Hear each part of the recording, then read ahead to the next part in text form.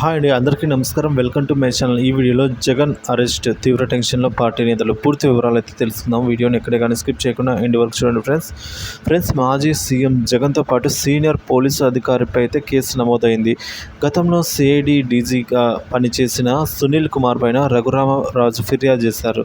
ఈ మేరకు గుంటూరు నగరపాలెం పోలీసులు కేసు నమోదు చేశారు. రఘురామరాజు వైసీపీ ఎంపీగా ఉన్న సమయంలో నాడు సిఐడి కేసు నమోదైంది. ఆ సమయంలో సిఐడి అధికారులు తనను కొట్టడంతో పాటుగా హత్యాయత్నంకు పాల్పడ్డారని రఘురామ ఫిర్యాదు చేశారండి. ఇదంతా నాటి సీఎంగా ఉన్న జగన్ చేయించారంటూ తన ఫిర్యాదులో పేర్కొన్నారండి. సునీల్ కుమార్ గతంలో సిఐడి డీజీగా పనిచేశారు. గుంటూరులో కస్టడీకి తీసుకున్న సమయంలో హత్యాయత్నం చేశారని రఘురామకృష్ణంరాజు ఫిర్యాదు చేశారు. కొట్టడమే కాకుండా హత్యాయత్నం కూడా చేశారని ఫిర్యాదులో పేర్కొన్నారు.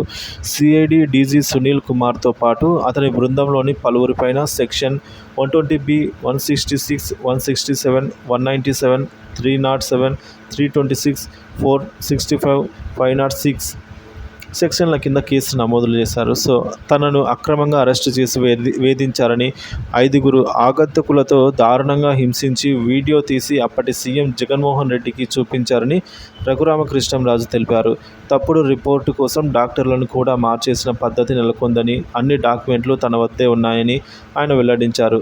జగన్, సునీల్ ఇద్దరూ కలిసి తనపై కుట్రను పన్నారని ఆరోపించారు. అప్పట్లో రఘురామ చేసిన ఆరోపణలు రాజకీయంగా సంచలనంగా మారాయి. న్యాయ వ్యవస్థలోనూ రఘురామ ఇదే అంశాన్ని ప్రస్తావించారు.